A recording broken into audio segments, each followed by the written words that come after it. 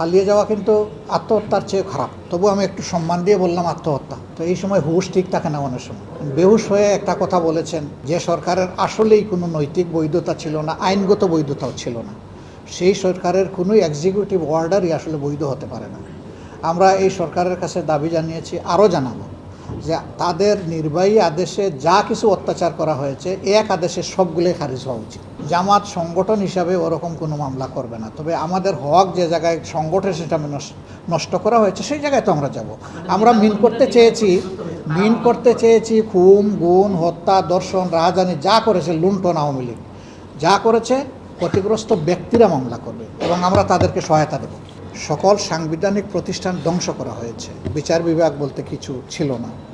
তারপরে নির্বাচন কমিশন কি আপনারা জানেন, এমনকি মানবাধিকার কমিশনের কী অবস্থা এটা আপনারা জানেন, অডিটর জেনারেল অফিসের কী অবস্থা সেগুলো আপনারা জানেন। সবগুলা প্রতিষ্ঠানকে ধ্বংস করে ফেলা হয়েছে। গোটা পুলিশ বাহিনীকে একটা লীগ বাহিনীতে পরিণত করা হয়েছিল।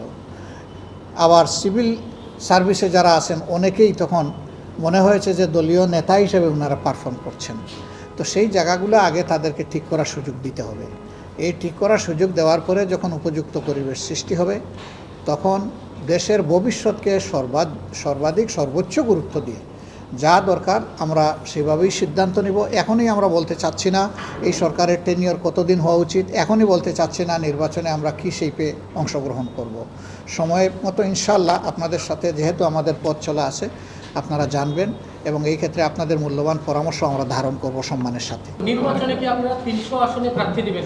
সেটাও সময় আসেনি, সেটা সময় আসলে আপনারা দেখতে পাবেন। আমরা মূলত বসেছিলাম একসাথে, দেশের বিদ্যমান পরিস্থিতি নিয়ে আমরা কথা বলেছি এবং দায়িত্বশীল সংগঠন হিসাবে আমরা আগামীতে কি করতে পারি সেগুলো নিয়ে আমরা কিছু পরামর্শ করেছি।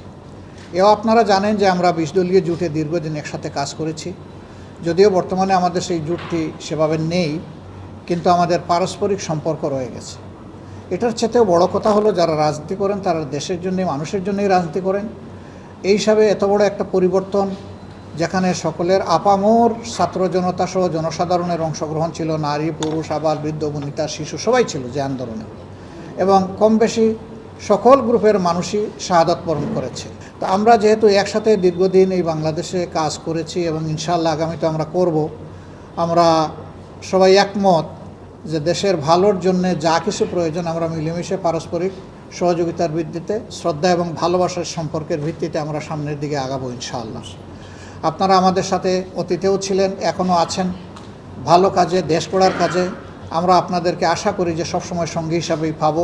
এই কথাগুলো বলে আমি আপাতত এখানেই শেষ করছি। সবাইকে ধন্যবাদ। যমুনা রেফ্রিজারেটর, খাবার ফ্রেশ তো লাইফ জম্পেশ। বিগত সরকার জামাত ইসলামীর উপরে বুলডোজার চালিয়েছে, জামাত ইসলামীর শীর্ষ নেতাদেরকে একে একে ফাঁসি দিয়েছে, বিচারের নামে অবিচার করেছে, যুদ্ধ অপরাধের নাম তুলে মানবতা বিরোধী অপরাধের কথা বলে যাদের নামে ন্যূনতম একটা জিডি পর্যন্ত ছিল না মুক্তিযুদ্ধের পরে তাদেরকে লাইন ধরে ফাঁসি দিয়েছে। এই অবিচারগুলো বাংলাদেশের জনগণ কোনোভাবে মেনে নেয়নি, যার বিস্ফোরণ আপনারা বিগত 5 তারিখে দেখেছেন।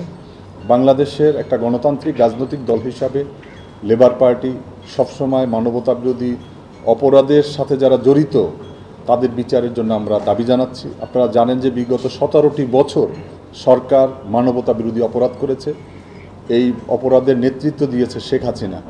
আজকে সারা দুনিয়ার সমস্ত গণতান্ত্রিক শক্তি আমাদের এই দাবির সাথে একমত।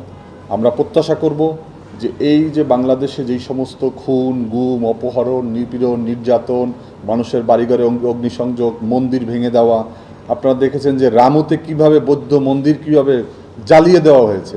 বাংলাদেশের যে প্রধানতম যে উপাসনালয় হিন্দুদের, আমাদের এখানে হিন্দুরত্ন রামকৃষ্ণ সাহা আছেন, যে সেই মন্দিরের অলংকার পর্যন্ত চুরি করেছে আওয়ামী লীগের নেতাকর্মীরা, যার কারণে সমস্ত আজকে বাংলাদেশকে একটা মাইনরিটিদের নিয়ে যেই ষড়যন্ত্র এগুলো সব কিন্তু তাদের আগেরকার ছবি ভিডিও। আমরা মনে করি যে বাংলাদেশ এগিয়ে যাবে এই তারুণ্যের হাত ধরে।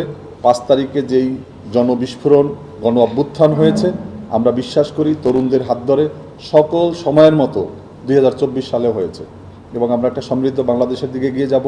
জামাত ইসলামীকে আমরা একত্রেই আমাদের এই পথ চলায় আমরা সাথী হিসাবে পাবো, এইটাই আমাদের প্রত্যাশা। আপনাদের সবাইকে ধন্যবাদ।